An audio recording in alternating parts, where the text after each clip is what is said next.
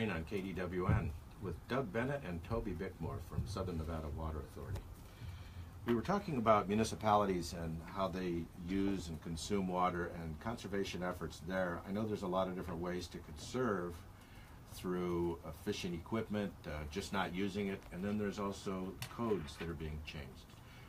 Tell us a little bit about that. Well, back in 2003 is when we started implementing policies with the municipalities. SNWA, despite being the Southern Nevada Water Authority, has no authority. There's no water cops? No, we cannot make laws. We can't enforce laws. We can only do that through the member agencies. City of Henderson, City of Las Vegas, Clark County. Those are the agencies we work with. But in 2003, we realized we were very fast growing. We had 80 to 100,000 new people moving into this valley every year. 30,000 plus homes going up every year.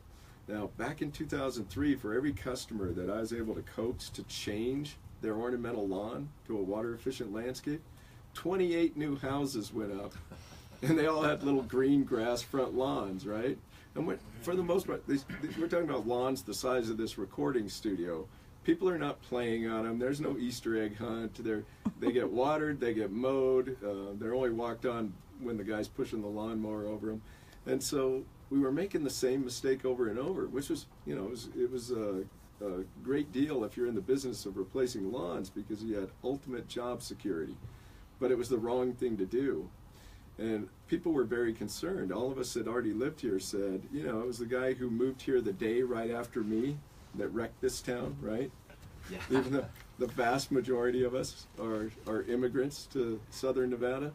And so we needed to find a way to do this more responsibly. And through codes, we decided that new homes would have water-efficient landscaping from the get-go in the front yard, and that the homeowner would agree not to put more than 50% turf grass in their backyard.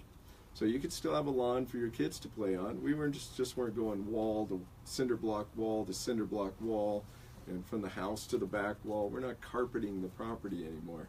That has made a huge difference, and that's why a new home is using about 100,000 gallons of water per year, whereas the community average is in the 140, 150,000 gallon range.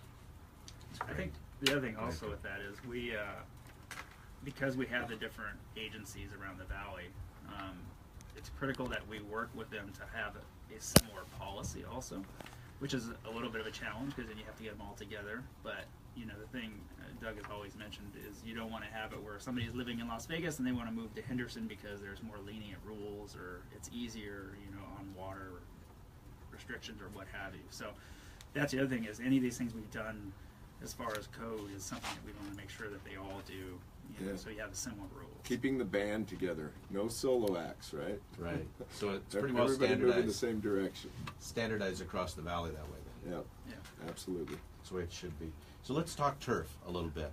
You talked about new construction and how you're restricted on your turf there. How about existing turf? What's going on with that? What should people be looking at to help? How would they deal with their own existing turf? I know there are a lot of existing homes out there with a lot of lawn. This actually might be a good we talked about the Water Smart Landscapes program. We still have a significant number of people that have the opportunity to participate in that program. Haven't done so yet. We strongly encourage you to do that. But in the meantime, there are lots of opportunities to save water on your existing lawn, and Toby can talk more about our Smart Controller program, what those are and how they can help you conserve water even if you haven't gotten around to changing your landscaping.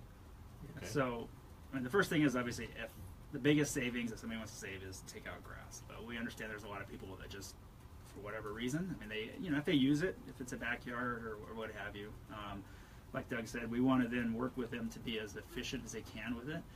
And like any industry, there's always new technologies coming out. And so one of the things that we've come across in the last couple of years is called smart irrigation controllers.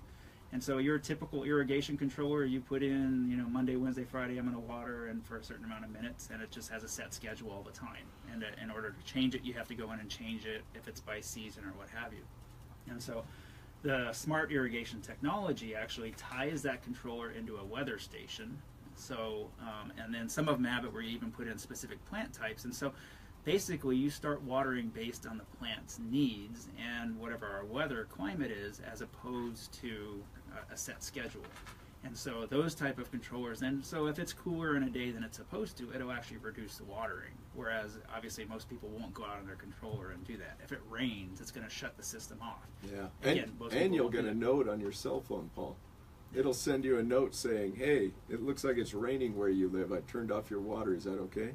If you decide, "Well, you're wrong. It didn't rain at my house." So it's fully web-based too. Well, yeah, Oh, that's yeah, the it's great. that's the It's next beautiful. step. Is so now they've gotten into the smartphones, and that's something that we're really excited as well, because then it gives people the ability to control their system from their phone.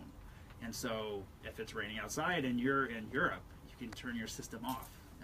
If you hear about it back in Vegas, and like Doug said, it gives you notifications. You can do changes, and so we think that besides just the weather input, if somebody has direct control over it and it's right in their hand, there's a greater chance that they're going to stay on top of it and make adjustments, and we'll see a lot of water savings right from that. And we're paying half the cost of these controllers. So if you go to snwa.com, you want to learn more which controllers qualify, what kind of rebate you can get. Typically, some of these are selling for as low as $99, meaning that we'll pay half. You're talking about a $50 controller that's smartphone enabled, turns off the water automatically when it rains in your region. So it's some awesome control. And to give you an idea, we've had a lot of rain here this winter, haven't we? So my normal winter water bill is 4,000 gallons. I just looked at my mid-January to mid-February bill. It was 2,000 gallons.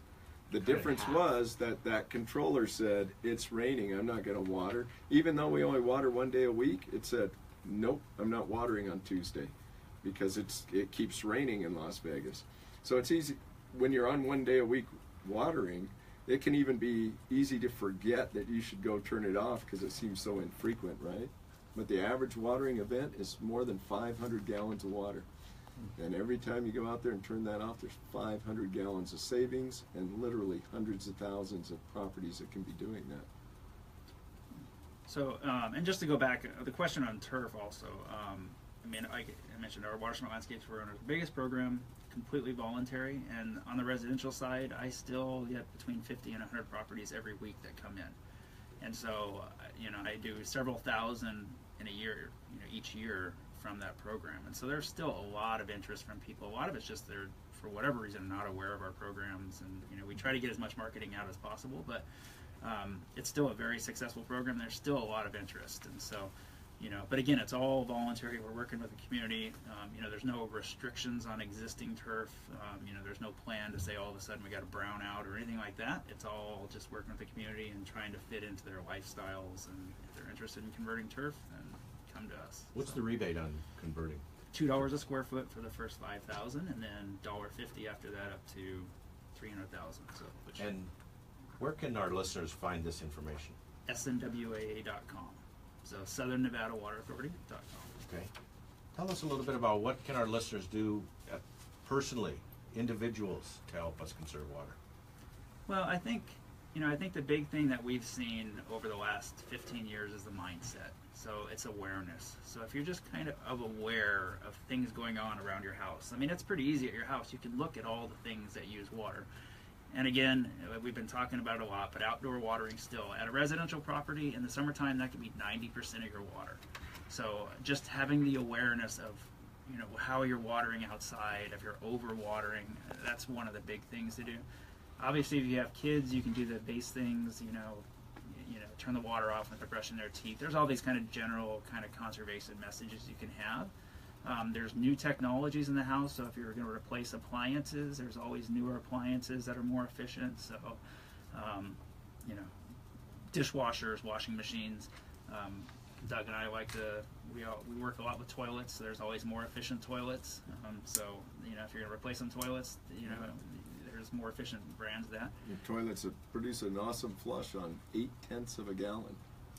Wow. Amazing. Yeah. Used to be you put in a low flow toilets or the And that's efficient what you toilets, got, then you very have low to flow. flush them 3 times to Yeah. get them to work, and so you've eliminated the savings. So Yeah. it's Yeah. good to see the technology has improved. And it's less water, and they work better. So that's the key part. So.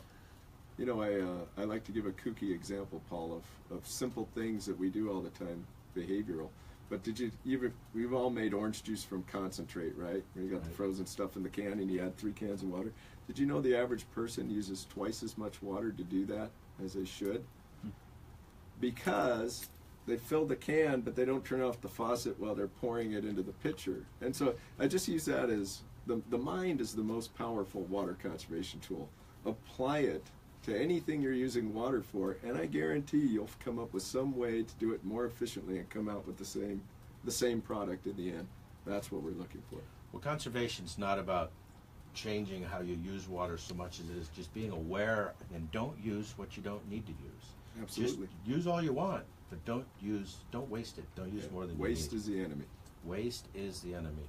And the one-shot concept, I hope everybody got that. If you're running it down the drain, we get to use it over again. But if you're not, it's one shot and it's gone. This is Shades of Green, and we'll be right back after a word from our sponsors.